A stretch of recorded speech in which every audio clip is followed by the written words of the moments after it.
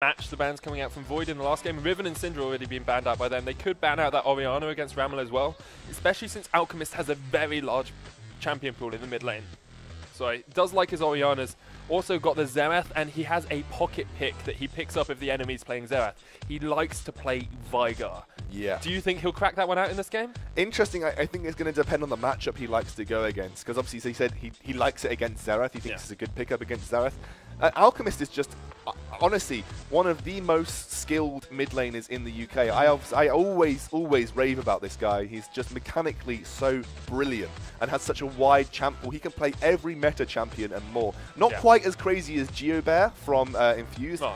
GeoBear's got this ridiculous, like, absolutely huge. His Malzahar is ridiculous. I mean, everyone in the UK knows. I think that's when he came down from top lane, he was just like, oh, I'm just going to learn to play every mid lane champion. So in the Infused lineup, who they're playing tomorrow, guys, the guy called GeoBear, he's a challenger player, very high up on the challenger ladder. Used to play top lane, moved to mid lane, and is now just dominant on that aspect too. But it's going to be Maxlaw taking that Pantheon again. Had a good game with it last game. Not as much early impact as we used to be seeing from this guy, but didn't have a bad game, nonetheless. There's so many champions available here as well. We've got Orianna still up for picking. Lasagna played Xin Zhao a lot at I-53, played it very, very well as well. And then Gnar from Nomlocked could come in. He loves that Gnar. He's so good on it and has a bunch of different abilities to influence that team fight. He can jump in, get that Gnar ultimate off, or he can be using that Boomerang Blade from range, get the wallop down as well. Lots and lots of damage. And actually looks like Chewed Up is going to lock in, going to get this Graves locked in for him. Lucian being hovered over here by Nomlock. Now, Lucian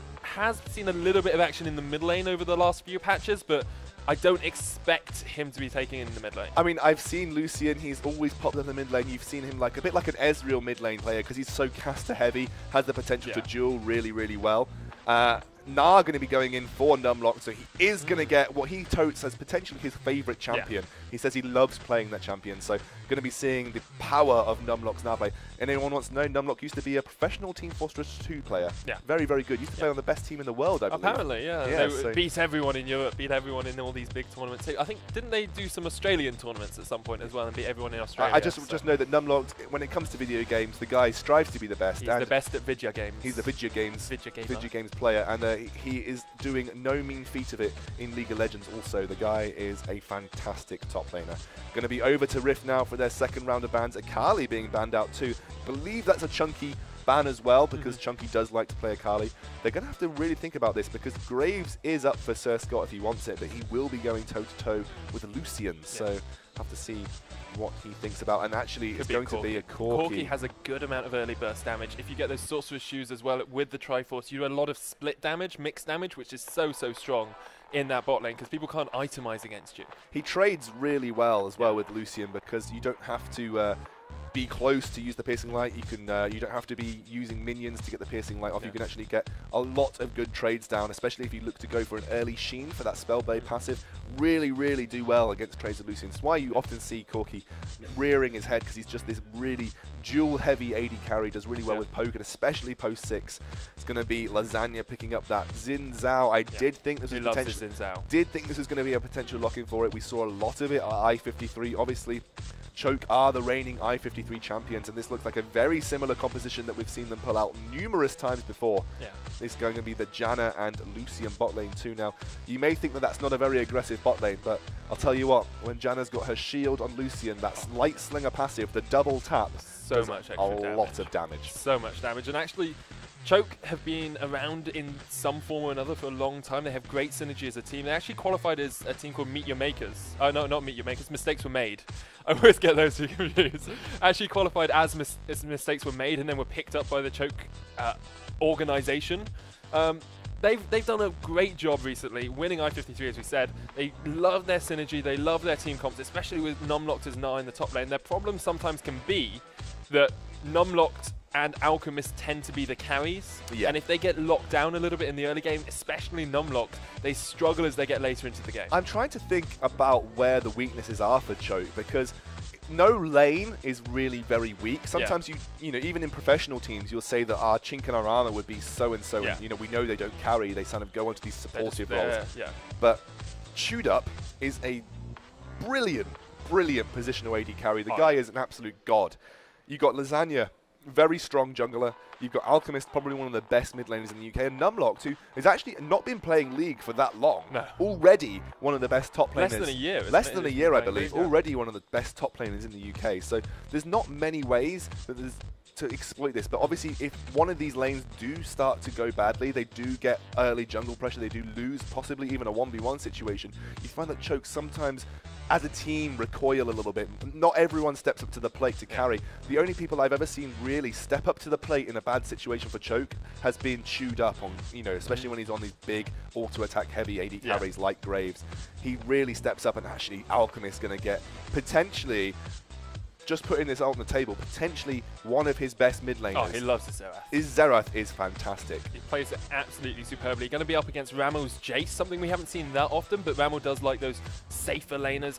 He needs to put pressure down on Alchemist in this lane, otherwise he's just going to get poked out for a long time. He's going to struggle because obviously Arcana Pulse has got ridiculous range. Absolutely huge. You know, Ramel's going to either have to be very aggressive and actually Chunky. Oh, sorry, we didn't even see the. Oh, yeah, Orianna. Chunky going to be having. I didn't even see the Orianna. Interesting because actually, it's a fairly even matchup in the top lane. If Chunky can get damage down onto Numlock before he has the ability to look for an all-in, there's a lot of ways that Chunky can outplay. Obviously, he has got that ability in Hammer form to knock people away and the slow. There's a lot of all-in potential, and obviously he scales with that Manamune really well. The damage goes through the roof on that Jace. So Chunky has a lot of potential to outplay Numlock and his favorite champion here.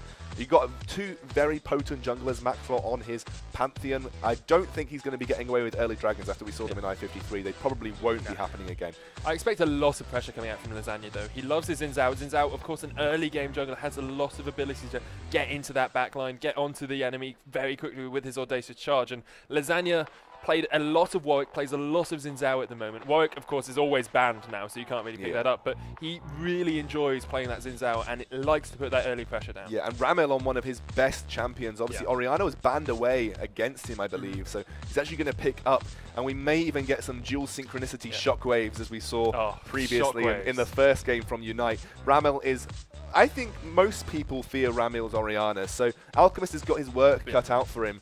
I have seen this matchup a few times before between these two players. They're basically on their best champions on either side.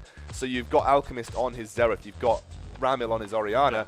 These guys go toe-to-toe very frequently in the UK scene, and he'd probably give it 60-40 Alchemist most of the time, but Ramel definitely has the potential to carry the majority of his team. And then you've got Sona, Haddo. Actually, I would say Haddo's most played support. He loves his Sona. He likes his Morgana as well. He's strong on both of those and gives them a lot of burst damage in this bot lane. If Chewed Up over positions himself slightly, overextends ever so slightly, that Aria Perseverance will keep themselves sustained up. The Hymn of Valor has a lot of damage with the power cord as well, and then the Phosphorus Bomb coming out from Corki can really melt down a target. Chewed Up needs to be careful, especially if Sir Scott decides to go for early Sheen instead of Phage in that lane, because they will have a huge amount of burst damage against him. Yeah, I mean, absolutely ridiculous. And if you're looking at a global team comp scaling here, I mean, obviously we've talked about the lane matchup, we talked about the fact that they're all on their champions that they love. You go in and looking at two different styles of play here. When we've seen Rift play, they either snowball the early game and then win from that, or they get behind and play so well from behind. I think, Choke are probably the best team in the UK that play from behind.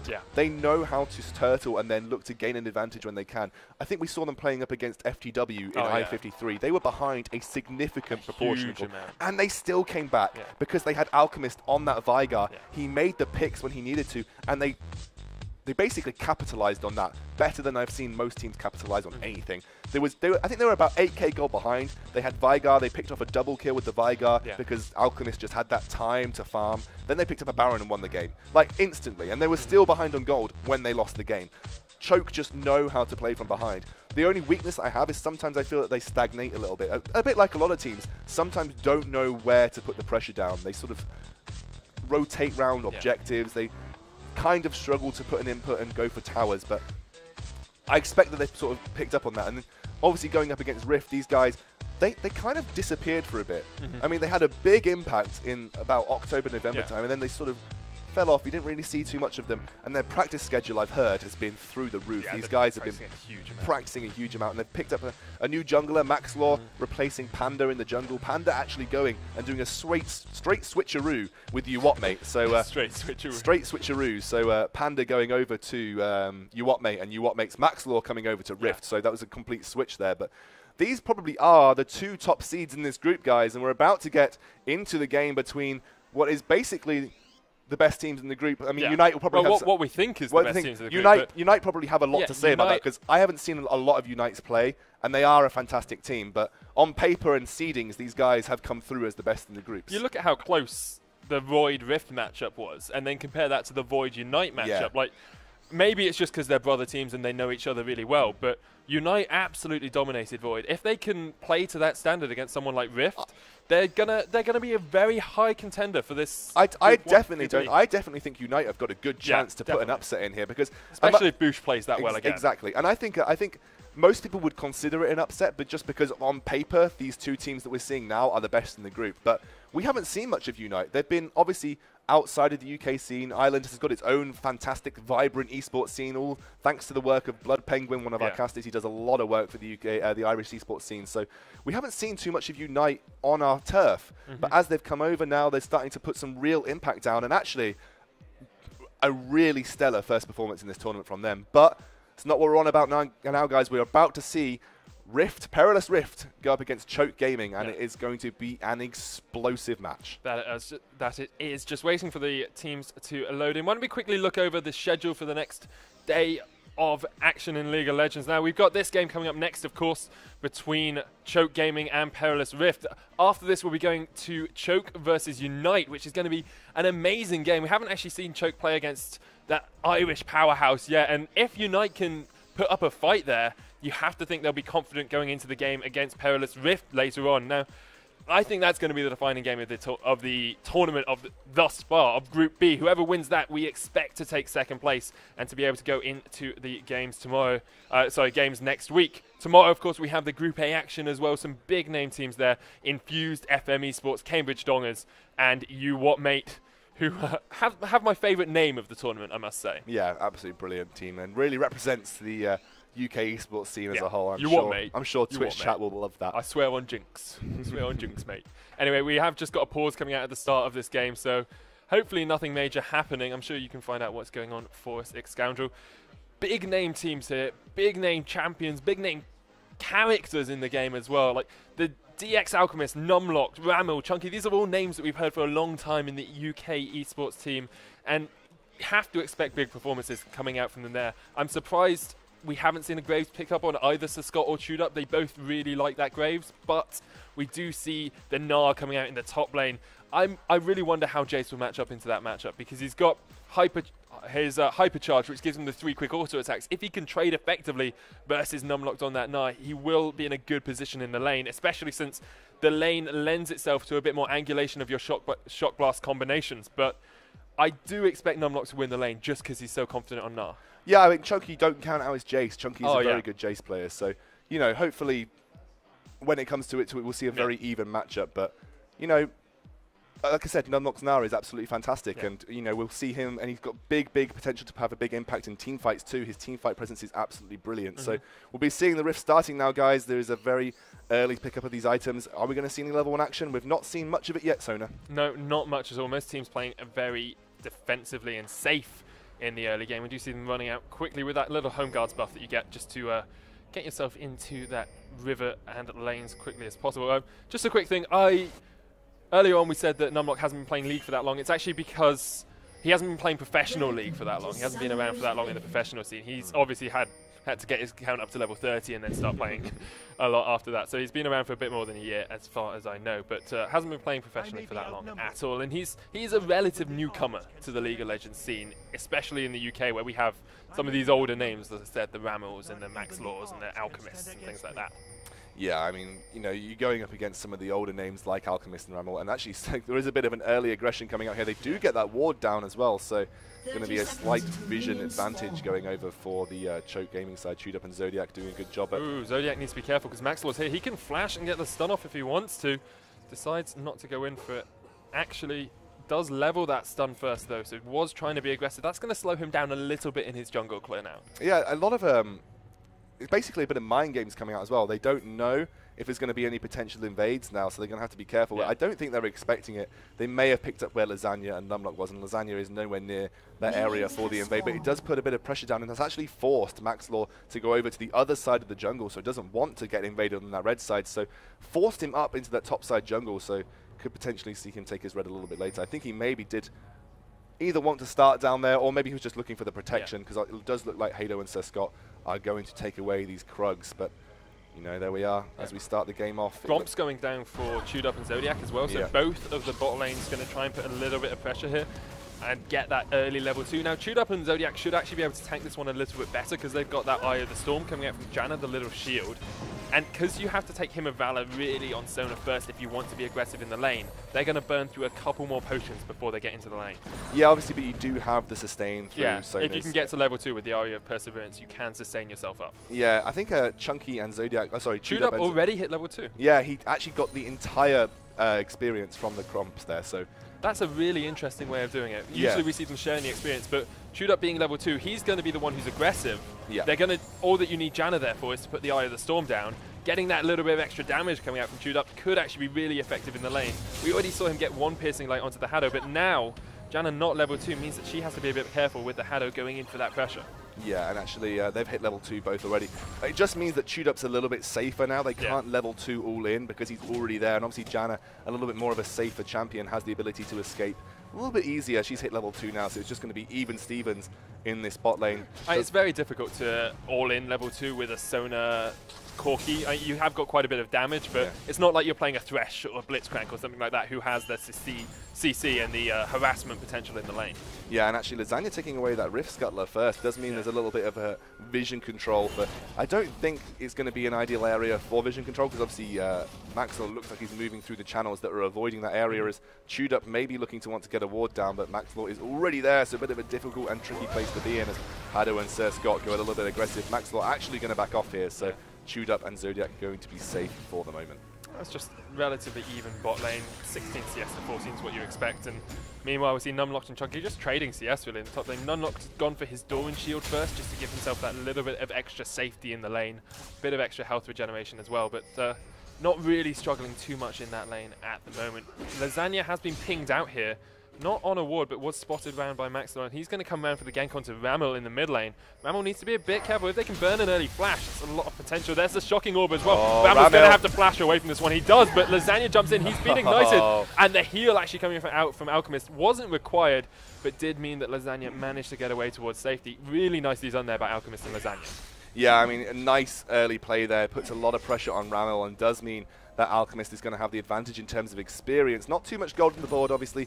Does just have that exist, so obviously not a massive gold bonus there. But what's really going to make the difference is this wave that's potentially going to be lost to tower for Ramel. He can get back there in time, may actually get back there for the cannon minion. I think he'll be there in time for it because there were 2 tower shots that went on that first minion in the wave, means that he'll be able to get back here for the cannon minion. That's actually really nice for him. That's really good. Does mean he doesn't actually lose out on too much in this mid lane. Obviously, he has a lot of pressure put down onto him. He has burnt his flash too. Has burnt Lasagna's flash, so he's going to reduce his ability to chase up to ganks as well. Obviously, he was really good about his flash audacious charge off flash final strike and talon strike. So obviously he can get the knock up after the flash, but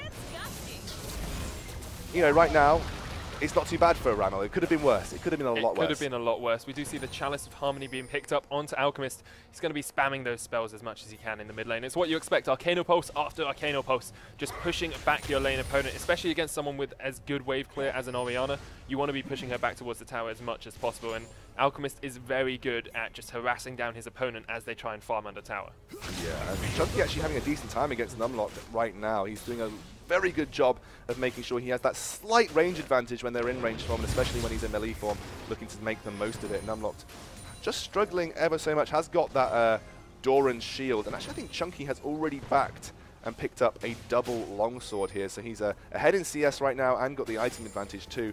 Also going to further extend his CS lead and having a good time against this Numlock's Gnar. And probably what you need to be doing against Numlock's Gnar is really putting the pressure on early, because if he gets snowballing, that's when you have to start to worry, because he's just so powerful in the team fights, in these mid-game team fights. It's just very, very strong from Chunky, and I'm actually very surprised.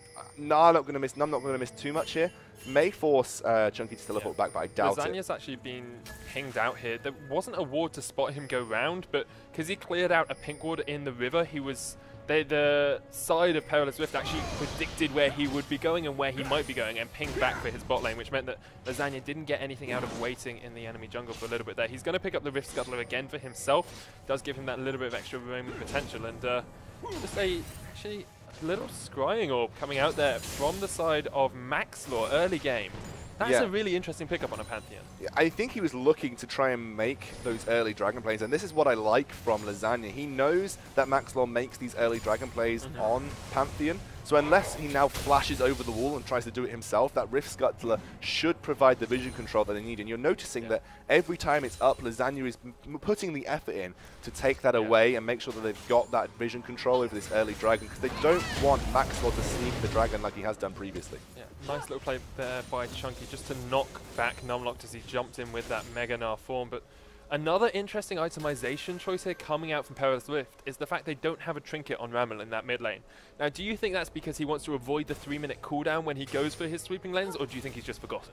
I think potentially he's just forgotten. There is no reason not to pick up an early ward trinket at least, so maybe just a little bit of a misplay and forget there. But it's a tense game. It is a tense game. This is, these two big dogs of this group, and obviously, they've got to go up against a team like Unite after this, who are equally as good on what we've seen so far. A very, very strong team thus far, and a little bit of a CS advantage for Chunky in the top lane, of course, with that range form, just able to harass down Numlocked as soon as he goes into that Mega Gnar form as well. So relatively even across the board at the moment. Ramel getting pushed back a little bit. Ramel actually has picked up his blue buff, and Alchemist hasn't been handed over his yet. So that'll be interesting to see if Lasagna does decide to give it across when it does spawn. Yeah, I think the pings are coming down for it now. Actually, there's some counter pings coming out from the side of Rift. So they're looking like they maybe either want to get aggressive with it, or looking like that's where they will be putting some pressure down, i.e. they know that Alchemist will be going for that blue buff fairly soon. So could potentially be an area to look to exploit, but as Ramel is heading back, I don't think it's likely going to happen right now. Doesn't look like it's too likely at all. And 1-0. 400 gold the difference. It's been a relatively slow start to the game. Choke trying to get the advantages where they can. They picked up a BF sword on that Lucian, chewed up, trying to get a bit of extra pressure in the lane, but a Sheen picked up on Sir Scott on Corki will give him a lot of harassment potential, especially with that Hymn of Valor coming out from Sona as well. A very aggressive ward there from Zodiac, trying to spot out these Krugs, and it means that Maxlaw's going to have to go a different route if he wants to gank with that Grand Skyfall. Yeah, and actually Lasagna, now it's been very stagnant at this point in time. We haven't seen any early pressure come down. Lasagna and Alchemist looking like they want to maintain the vision here as another ward comes down, but no early dragons like we've seen previously. Is going to be fighting for the dragons. We like to see that. The early team fights are always an indication as to where the game could potentially look to snowball, and we saw it last game. Rift were really strong around these dragon fights, obviously exploiting a slightly weaker team on the side of Void, but they've got that team fight presence. They've had the ability. They've played a game right now. That also gives them the warm-up. They've had the time to play as a team. They've got their communication up as well. Chewed Up taking a lot of damage there in that bot lane. Even despite being up on CS, definitely struggling against this Corki that's already picked up the Sheen and that Spellwave passive. And that's when we expect Corki to be strong as well. When he finishes his Sheen, when he finishes his Triforce, when he finishes his Sorcerer's Shoes, those are his sort of big power spikes throughout the game. And with the game this close, there's not really a huge amount of aggression from either team. They're trying to get the trades off. They're trying to do a little bit of tit-for-tat damage, but there's nothing absolutely like full-in engaged from either of these teams. Chunky is going to go down quite low to Numlock, but Numlock no longer with that Mega Gnar form will get knocked away. And we did see Ramel trying to rotate up towards the top lane. Not going to be able to get anything off there. Picks up the Scuttle Crab himself, and there's a lot of control of the map from both of these teams. They're trying to get that map objective, map pressure down as much as they can. I actually believe Ramel did have a trinket. I think he sold it for the red trinket, but actually forgot to buy it. So, but he's actually picked it up now, so that's good. A lot of damage coming down onto Ramel and Maxlaw in this mid lane. Lasagna moving around to put some pressure down. Right, the Arcane comes down. He's going to try and go onto Ramel, but Ramel could counter-engage this one if he wants. Grand Skyfall isn't available at the moment, actually already being used, and Lasagna, and Maxlor just chasing each other around the jungle a little bit. This has sort of been the story of the game. Lasagna trying to be a bit aggressive, getting some damage down. And a shocking orb here onto Ramel might connect actually just off to the side, not going to go in. First little bit of action we've really seen in this game, apart from bot lane, which has been just trade after trade, but pseudo sustain on Chewed Up and actual sustain on the Haddo meant that they able to do a huge amount. Lasagna. There's the shockwave. Lasagna's going to go low, flashed in by Maxwell, picks up the kill. I think the Ignite was ticking, but Lasagna goes down to a good shockwave combo. Not quite sure what Lasagna was aiming to do there. He was too far away from Alchemist. Very aggressive. Very aggressive. Was a level down on Pantheon too, and all it took was a ball over the wall from Ramel, and then the shockwave combo meant that he went down straight away. It was an interesting sort of form of aggression coming out from Lasagna. I feel like he could have been better placed elsewhere, maybe doing some farming, as looks like Chewed Up and Zodiac taking a lot of damage in this bot lane. Numlock's now catching up, and actually Tyr only just coming out onto Jace. Chunky prioritizing that Brutalizer, which is interesting because most Jaces look to prioritize that Tyr first. He's going to have a little bit less time to stack that up, but not too late into the game, so it's not what you consider a late Tyr, just probably a little bit more later. If the game goes past 30 minutes, that'll be fine for him at the moment. It's not going to stack up as quickly as you'd like, but the early Brutalizer does give you quite a bit of damage output, so he's going to be able to trade successfully in that lane against Numlock. I think Numlock, with the Giant's Belt, probably has the win of a few trades at the moment, but he is 20 CS behind. He's going to be a level behind in just a minute as well, so not doing quite as well as he would have liked. Yeah, he's struggling a little bit there. A little bit down on CS in the mid lane for Alchemist too. He's having a bit of a tough time. But all in all, it's not looking too bad for either team right now. They're both 1-1, you know, not had any early action. And I think a lot of it is to the respect that both these teams have for knowing that, you know, they give an inch, they will take a mile. Both of these guys, or a kilometer for our European viewers listening, but, you know, both these teams have the potential to capitalize on advantages. And I'd say Choke potentially aren't as strong as capitalizing as Rift, because they are better at playing from behind, and they're you know, generally quite strong otherwise, but obviously if you give Rift any sort of advantage, they'll look to exploit it as much as they can. And you're just seeing very, very careful play coming out from every single mid laner. Talking about advantages, Dragon has been started here really for nice. Choke. They saw that Maxlor had gone across towards that blue buff with Ramel. There's no vision on it at all. It's going to be first Dragon of the game going down for Choke. Well, Ramel moved out of lane in vision of minions, so they knew that he was probably going for that blue buff, and it was really good secure for them, and actually means they can easily look to rotate and get some pressure down this mid lane. So that's the first Dragon in the game going over to Choke, and actually quite like them to really prioritize these early objectives. They're really good as a team at knowing when and when they can't take these objectives, and that was a nice rotation coming out there. Unfortunately, telegraphed by Ramel that he was going for that blue buff, and they knew that Maxlor must be there helping him, because obviously at this stage in the game, you never see your mid laners really take the buff by themselves. You don't at all, and not a gold advantage there for Choke, but if we were in the old meta where Dragons meant gold, they would be a little bit in the lead at the moment. They have that extra AD and AP coming out, and that scales so well as we get into the late game. Numlocked going very aggressive there. We're about to see him engage, but a nice knock away as he looked to get into the ultimate. That's what Chunky's been doing every time. Really good, really good. Really well played by him. And the CS still a little bit in favor across the board of Perilous Rift, but the little bit of extra map presence coming out from Choke means that they're probably a little bit ahead in this game. They're 600 gold behind, but the Dragon advantage and the gives them a boost, doesn't it? Definitely gives them a boost. Triforce finished onto Scott as well. That's a big item threshold. I expected him going a lot more aggressive in the bot lane now, especially with Maxwell having the Grand Skyfall available. I wouldn't be surprised if Chewed Up and Zodiac are the next target hit for Perilous Rift. Interesting, we haven't seen Maxlor play Pantheon like he used to play Pantheon, so a lot of Pantheons would hit level 6 and force like Grand Skyfall ganks in the bot lane. We didn't see that from him last game, and we're not seeing him pull out anything similar, but with Haddo on Sona, it's a little bit more of an attractive option, because you can look to get the crescendo into ultimate from Pantheon, and it's because you can get that AoE CC down, it's a little bit easier to pull those types of ganks off. Obviously against Zodiac, you probably wouldn't want to be doing that into a Janna, because all it takes is a nicely placed Monsoon, and suddenly your gank has been wasted. So I feel like Maxlor spends a lot of his time farming and getting ready for these mid-game teamfights, where he's going to look to be aggressive and look to control the pace of those teamfights. But seeing something on Lasagna that we do see from him very, very often, he's gone for the Sightstone. Yeah, he does like that Sightstone. Just gives you that little bit of extra map awareness, a little bit of extra pressure as well. Ramel coming across towards this blue buff. Lasagna and Alchemist are there. The bot lanes will join the fray in just a minute, but I think actually it looks like he's going to go down. Does get taken out.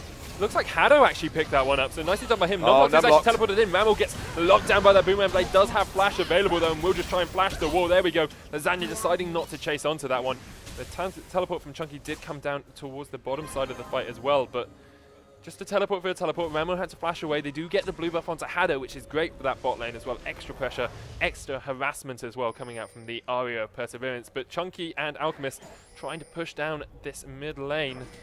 It looks like they're not actually going to be able to put too much pressure on. That all stemmed because obviously the bot lane from Choke backed, which gave them the presence and the pressure with the bot lane combined from Rift to go and contest that blue buff. It just so happened that it was around the time that the blue buff was spawning, so they had good timing control there from Rift, very impressive, but unfortunately come away with the blue buff and burn a flash for it. So potentially worth to stop Alchemist getting that blue buff, but it does mean that Ramel will have to take his own to make sure it's worth it. And Xerath doesn't struggle too much without the blue buff anyway. He does have that fantastic passive that he autos. Especially with the Fiends as well. Yeah, he autos and gets the mana back. I mean, it's just such a strong passive as well. And actually, Ramel jumps on. He gets slowed up there. Look at the damage. The shockwave comes out. Right in the arcane will be enough though, and Ramel gets taken out. Actually, Lasagna picking up the kill. Grand Skyfall I'm not sure that was... That is not a good position. Has to flash away from the shocking orb. Alchemist going to chase this one a little bit. Decides against it after he takes up that tower shot, but a very good fight there for Choke. Yeah, just immediate jump onto the Arena who just burnt her flash. That was so clever there from Lasagna and Alchemist. They look to exploit, look to push this mid lane down. They're going to lose a lot of minions to tower. Not that it matters too much at this stage in the game, but it does matter for pressure onto that tower. There was a slight overextension as well by Ramel. Exactly. He wasn't expecting it, I don't think, immediately after that engage there around the dragon area. And unfortunately, Maxwell couldn't cancel his Grand Skyfall and went a little bit aggressive and had to burn his flash too as Numlocked again gets knocked away, having no joy and no joy engaging onto Chunky in this top lane. Not at all. With Dragon up in 1 minute and 40 seconds, I expect that to be the next point of call for these two teams. Teleports will be still down for about 1.5 minutes after that Dragon comes up, so it might come down to which top laner decides to rotate down, and it might even end up with a top lane tower for Dragon exchange.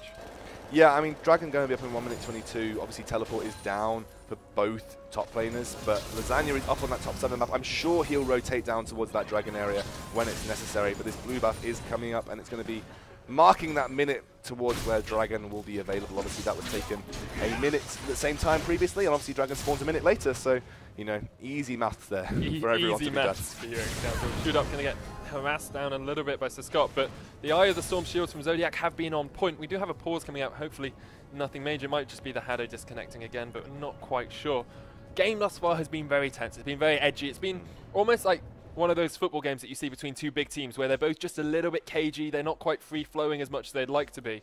As soon as we see a couple of team fights, I expect to see these teams come out of their shells and break free from this sort of almost self-inflicted cage they're in at the moment. Yeah, and right now the next Dragon will be a key point of contention because obviously you don't want to be giving away too many early Dragon buffs to the opposing team. That will be something that I think both teams realize once that second Dragon buff comes down. That's that damage to minions and monsters. You don't want to give that because it gives you the potential to snowball further. And obviously, you, like you said, Dragon is such an important global objective just because of the flat buffs it provides you for the rest of the game. It's just really, really strong. So obviously, Choke having the advantage in terms of knowing exactly when it's about to come up and everything similar. They will look to be exploiting that and getting a team fight down. But right now, you're looking at a team fight that can go either way, really, because they both have really good components to their team fight. Obviously, on Rift, you've got Ramil on his Orianna. He's absolutely fantastic on that combo with the shockwave into an accelerated shock blast, and suddenly, you know, half the team that you're going up against potentially has no health. And then you've got Haddo who can follow up with the Sonar ultimate. You're going up against Numlocked, who is fantastic on that now, but right now he's having no luck going up against Chunky. So if Numlocked is having no luck. Numlocked is having no luck, and if he does look to do that when Chunky is in the fray, he may struggle once again. He definitely will struggle. 45 seconds on the Dragon, as he said. Lasagna coming down through the river.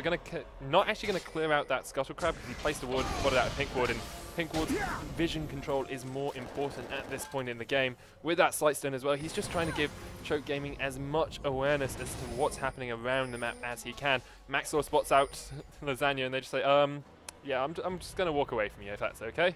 Don't really want to have a fight quite yet. Yeah, and you'd be expecting to see some sort of combination in this bot lane potentially before the Dragon comes up, and Zodiac getting taken very low. he needs to be careful. They've got to make sure they know that Dragon's up in 10 seconds. If Zodiac's on this health, it's going to potentially put Choke in an awkward position, because Zodiac's backing. Zodiac's having to back now. It's going to be very difficult without the Janna to get a favourable team fight. And obviously now Haddo's trying to using that calling, but Haddo's trying to position himself for a good flash crescendo here. Zodiac needs to be careful. Does have Monsoon available and his own flash, of course, but it's all about reaction speed in this bot lane at the moment. They're going to give it up, and actually if they back away, they give up the Dragon here as well. You can see they decided against it. Rift Scuttler is going to go down here for Ramal and Maxwell. Lasagna up towards the top side of the map is rotating down. Alchemist is there as well, trying to Arcano Pulse as much as he can. A nice little ward across the wall there, going to get swept out though, and they need to be careful here. Still no teleports for the top laners. Won't be up if this fight starts in the next 20 seconds or so. Alchemist Arcano Pulsing his way through that river. Now he needs to be careful because of course electricity conducted through water. Quite a long range along that river. I think Alchemist is doing a really good job of just delaying the Dragon right now, but there are backs coming out the side, and Zodiac has managed to... It's actually a really good call as well from Perilous. They've said, okay, we can't get Dragon at the moment because of Alchemist, we're going to get a tower for free, and that pushes them back a little bit further into that gold lead. Yeah, so chewed up. They've done a good job of delaying the Dragon, so that will be a win for them there. But obviously now they've lost that bot lane turret, there's another bit of going for... Map pressure. Basically, right now, they've just lost that bot lane map pressure, and it's a lot of resources being invested by Choke to make sure that that Dragon doesn't happen. But Chunky is going low here. Once that teleport is up for Numlock, that teleport's up for Numlock. This is a big, big moment right now for Choke. They can get that Dragon very easily. The thing about this, though, is that Choke is about to... Chunky's about to back off, so he'll actually have an item threshold on Chunky on Numlock as they go into this fight. The Dragon has been started. He'll go down. Yeah, it's going to go down. Choke pick it up. Second Dragon of the game for them. That's the extra pushing power, 15% damage to minions and monsters, going to help them push out these waves as quickly as possible, and they get the tower exchange. So it did turn into a tower for Dragon trade, but actually both of them going to Choke. Look, let's look at it this way. That was all Numlocks right there. He put Chunky in a position where he had to back, and that's a good 15 seconds where you have to back, get high HP, look where you're teleporting, and then teleport. It's a big set of decisions to make, and that gave Choke the time to go and take that Dragon straight off the board. Obviously it was down too low that Maxwell couldn't respond with a Grand Skyfall for the steal. They couldn't get the engage that they wanted, and that is just all about Numlock's Gnar play right there in the top lane. He solo won that from the top lane, which you can't say too often. Usually you can say you've won the Dragon fight from the top lane if you draw the enemy jungler. Numlock won that by basically pushing the threat down of him at full health with teleport versus Chunky, who was backing and teleport wasn't quite available. That was really fantastic, and a good bit of team play to recognize that that was happening. I'm sure Numlock was saying, go, he's going back, go, he's going back, and they got that Dragon. It was so good from Choke right there. And of course, because they'd been able to back, they had the item thresholds in the fight as well as Chewed Up came across with Zodiac, and just the rest of the team. Choke doing a really good job of just coordinating this map objective control. They do lose the tower in the top lane. Does mean that we have Perilous Rift still a little bit in the gold advantage, about 1,000 ahead, but 2 Dragons to only the none actually going outside. I thought for some reason Rift had picked up one, but none on Rift at the moment. That's a big advantage going across towards Choke. And obviously once you get that third buff, it's really, really big. Because it's that movement speed. It allows you to get across the map, put the vision down more quickly. You can get... and then it gives the threat of the next Barrow Dragon buff, which obviously no one wants to go against the 4th Dragon buff, and then especially the 5th Dragon buff. Because the 4th one means you have so many options available for you after that. You've got the ability to split push more easily because you'll be doing 15% extra damage to turrets and minions. You have the ability to team fight more easily because taking... Lasagna's going to face check a little bit here. Actually gets pushed out there, just clearing some wards on the side of Rift. Now this is where we start to see the poke coming out from Chunky. He's got his... Sir Scott. Got his Mana Moon already and the Boostlizer as well, so Scott gets it taken a little bit down with that Shocking Orb, but it's the wall of poke going out here. Alchemist, with that extra damage to minions and monsters, can clear a wave in 1 and a bit Arcano Pulses pretty much, so able to clear it very quickly. But then look at the poke coming out from Jace. The Shock Blast Acceleration Gate combination can do a lot if you manage to land it on a couple of people, especially if he gets his last Whisper next.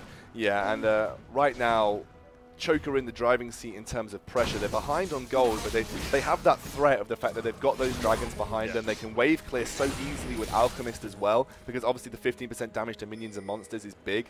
The only thing they're lacking right now is towers. Obviously they're down a tower, so once they get that tower, it should stabilize and equalize everything. But, you know, maybe Rift think they're further behind than they are, but it's so hard to, like we've talked about previously, so hard to get global gold on the board in this new patch because of the lack of Dragons and how hard it is to take turrets, especially inner turrets, quickly as well with that shield.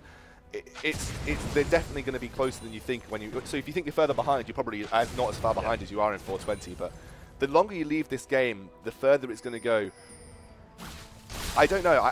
It's hard to say. I'd say the further it would go in favour of Choke, because I know Alchemist is such a fantastic Xerath player. And Numlocked. His ultimate's late game can be absolutely on point. And I'm really interested by this pickup of an item. We've seen it on 2 Nards today. It's that Sunfire Cape early on. Now, obviously in Mini-Nar form, that won't really benefit you to the extent, but you're not buying it for Mini-Nar form. You're really buying it for the Mega-Nar form, because obviously with the amount of CC that you hold, you actually spend a lot of time in the midst of the enemy team. So that Sunfire Cape can actually have a fairly big impact, as Lasagna getting chased away from that Baron area by the Rift team. And actually, Maxlor hasn't had that much of an impact this game either. He's really been quiet, and I've kind of been feeling if he hasn't had the ability to get those early dragons down, he's not having the same sort of impact that we've seen him previously have, especially at I-53.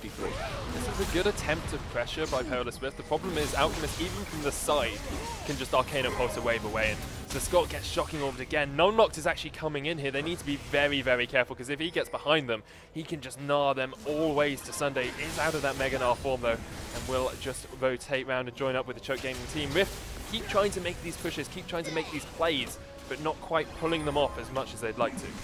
Yeah, a lot of damage going down. And DX really controlling the pre-teamfight sections for Choke Gaming here on that Xerath. And that's what he's so good at. He's just like Arcano Pulses and the combos that he can pull off are just so strong. Often you don't even have a team fight being engaged because someone has already been deleted. Yeah, we've yet to see a crescendo, as far as I remember. Shockwave! Oh, that was so close. Not at the level of shockwaves we've seen thus far in the tournament, but yeah, it was so close. That was just getting him away. Shocking Orb does not connect though. Alchemist needs to be on his back foot. The Culling comes out right to the arcane, but Ramel will dodge and duck his way around it. Zodiac gets stunned up there by Maxlor. He's going to back away. Here comes Jace and Gnar though, joining up onto this fight. 40 seconds on Dragon. This is the big objective they're fighting over. Ramel has to flash away across the wall to keep himself away from danger, and it's the way we thought this game would pan out, actually. Cagey. It's cagey. It's cagey, and really the only action is happening around the objectives like Dragon and buffs. And actually, with the way that team fight panned out, there's 20 seconds now. Everyone is backing on the side. Can they get here in time, Xscan? Yeah, I mean, I think they can. They've got a lot of time under their belt, and actually, obviously, you've got the Grand Skyfall. But there isn't any vision control right now for Rift on that Dragon, so they need to be very careful. But again, they don't know the exact timer that this is going to come up. They have an idea,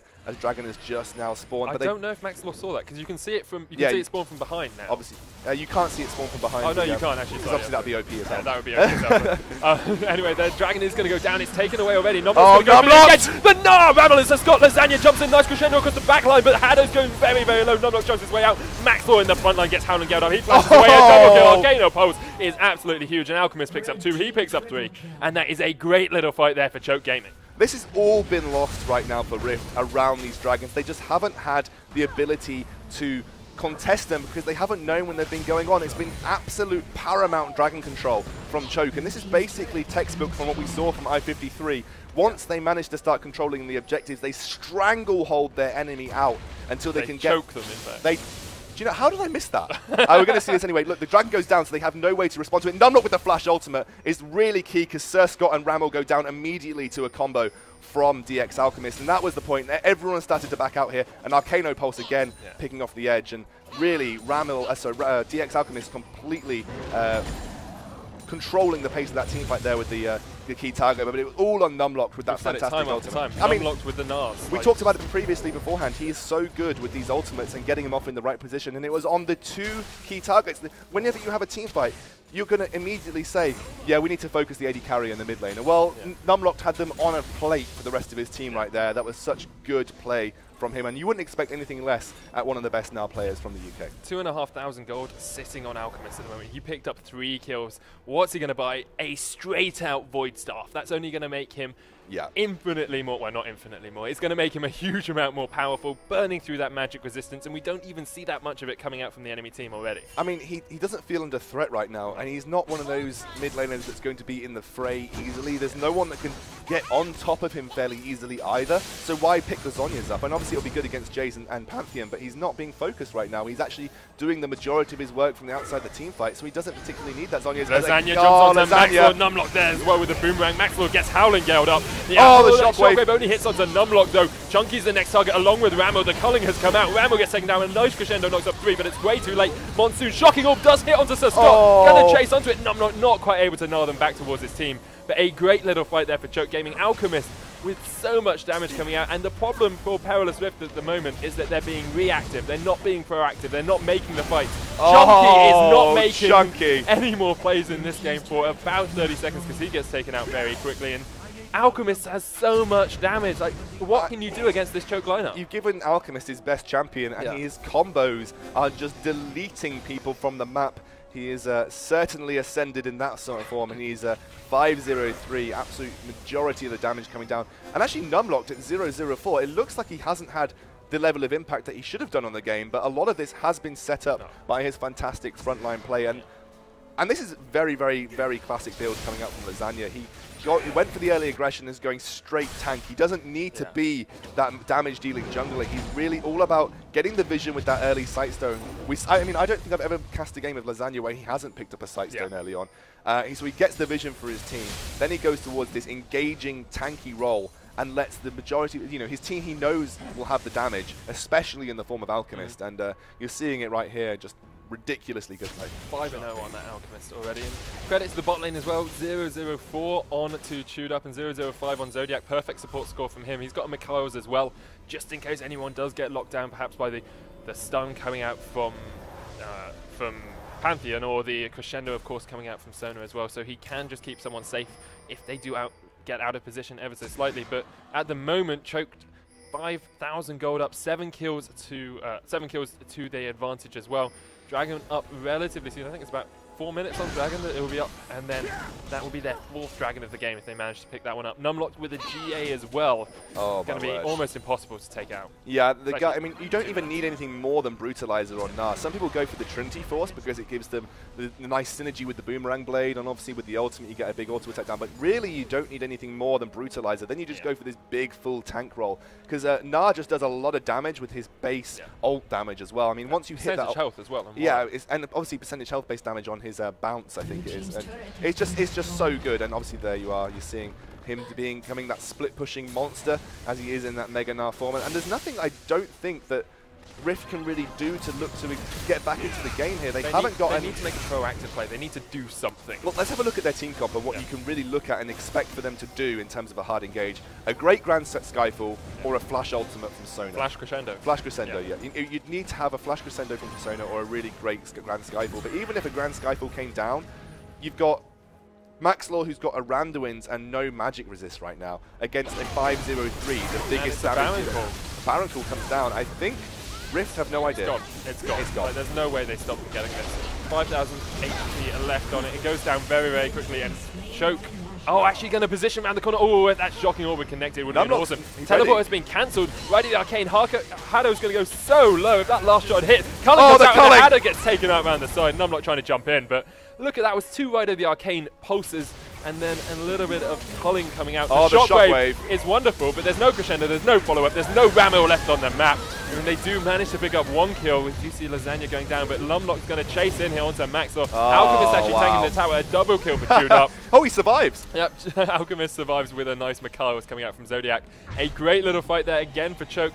They have the Baron buff, they have the ability to push this game for the win, and they have 8,000 gold in their favor. This tends to be the kind of length of game that we've seen from Choke Gaming. We saw it a lot in I-53, that they either play from behind and stall it out and then come back really big, or they start to just slowly work usually about the 25-minute mark. Yeah, they slowly work the map through objectives and things. You never really see, I mean, it's difficult to get early wins in League, actually on 420, because it's a little bit harder to snowball in terms of the fact that it's harder to get global gold, but you tend to see this kind of length of game from Choke, and they're just strangle-holding, choking, I'm not going to miss it that time, choking their opponents away from the rest of the map. And actually, it was fairly even early on, but you just let Alchemist get rolling, and they put a lot of pressure down onto Ramil as well. Ramil's had a really tough time in that mid lane, and when you're on a champion like Orianna, on a player like Ramil, that's something that I think was very key to do, and Choker picked up on it and done a very good job. Ramil does love that Orianna, and you see, like there, he hit a shockwave on 4 members of the enemy team. They just didn't have the follow-up. They're that far behind at the moment.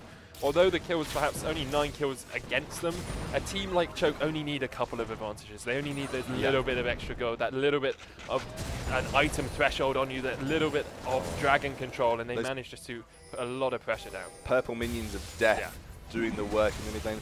And to be honest, you know, Alchemist has got this champ pool that is just so powerful on, and I genuinely... Haddo, right of the arcane. If those 3 had connected, perhaps even if only 2 of them had connected, that would be a dead zone. Yeah, I mean, Alchemist is just doing work right now. You've given him his best champion. You kind of like, if you let that one through, you're going to expect to have a bad time. Shockwave onto Alchemist, but there's no one to follow up. Actually, he has to flash away because the shocking ore comes down. Alchemist does go quite low. He'll be able to back himself out. Of course, no extra health regeneration on Baron buff anymore, so Alchemist is just going to back away. But you've still got Baron, you've still got chewed up Zodiac and Numlocked around if you want to push for this. They need to be a little bit careful. They do need to be careful, and actually you're seeing a nice bit of defense play from Rift there. You take out Alchemist, and the rest of the Choke team look to be a little bit cautious. They're not looking to push without Maxwell's going to Grand Skyfall here onto Chewed Up. Not the best of position. He went behind it, though. And Chewed Up will just retreat across. So Scott not in the best of shape here in his own jungle. It looks like we're going to have Choke Gaming pushing down this mid lane. No minions for them, yet they are on their way, as well as Alchemist. Going to try and get this inhibitor now. Of course, extra Baron buff minions and that extra dragon damage coming out. Oh, Numlock jumps in, doesn't manage to get the connection there with Gnar. Hasn't been used. Lasagna jumps in though. Nice Look at the damage from Alchemist. The tower's going to go down as well. They're pushing for the inhibitor. They're pushing for the win. Choke Gaming trying to secure their first win in this Group B of the 4 nations. They're going for the Nexus towers now. So Scott going solo, flashes away, but Piercing Light is enough. Lasagna does get taken down. The route of the arcane popped out by Alchemist, helps pick up a kill. Junkie quite low, Max Law there off to the side as well. It looks like Choke might have to back away here because they don't have Lasagna there to keep them safe, but Chewed Up still has a lot of damage, as does Alchemist. Max Law in the front line. Numlock there still got his GA. He's popping up towards that Mega Gnar form. Doesn't have the Gnar available though. They will just push there. The Gnar is going to come up with his Mega Gnar. They're going to jump onto Junkie. Junkie gets locked out down onto the Nexus. Max Law, nice shot there. Chewed Up's going to go very low. Does get taken out. They do manage to pick up Chunky, but Chewed Up has gone down in response. Alchemist pushing though. Look at the damage coming out from Xerath. Shocking Orb's not going to connect. They're pushing for the Nexus. Can they take it? 16 kills to 4. Actually a kill on the fountain there from Alchemist. Ramil trying to chase on to that Xerath. So Scott's there as well. Valkyrie's in.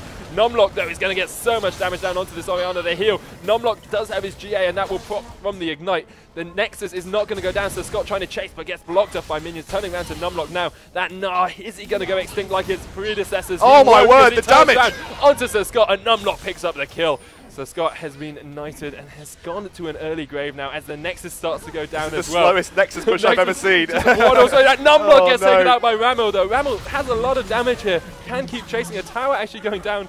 That solo defense play. Ramil, no, he can't solo. He gets taken out because he was so low.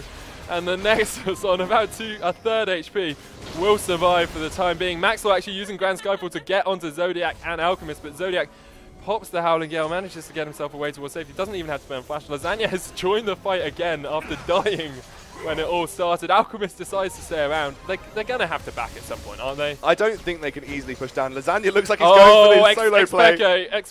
I don't think you can do it, buddy. We'll call it the Lasagna with a bit of cheese on top, because that would be infinitely cheesy if Lasagna decided to backdoor. Shocking Orb not going to connect onto the Haddo, and they will just have to back away eventually. Choke Gaming choking the life slowly out of Perilous Rift, but weren't able to put them in that final stranglehold in that last fight. Yeah, I feel like this is inevitable now. Obviously, anyone could say this is basically Choke Gaming's game. They just have to make it to that last little hurdle and get that Nexus down. Does look like they're going tutorial style though, looking like they're going to go. Oh, Lasagna! That's very aggressive play by him, but the Eye of the Storm will keep himself nice and high. Numlock there with Chewed Up, going to push down for this bot lane tower. Down quite low already. Doesn't have that shield passive on it at the moment because it's being taken down by Chewed Up and Numlock, but it will be back up in a second. They have to wait for Alchemist and Zodiac to join the fight again. Alchemist, their main damage output. Got Haunting guys now as well. That is a lot of damage. Yeah, I know. And there's a lot of last-ditch effort coming in for defense here from Rift, and props to them. They've actually defended it fairly well. And I think 5th dragon of the game. The 5th dragon of the game. This is the first time I've ever cast a 5th dragon here. Are they going to just stand here for 45 seconds? They might just stand here and dance in the pit for 45 seconds. Let's do a little bit of zooming action. Numlocked beating his chest in victory, probably 18 kills to 5 up at the moment.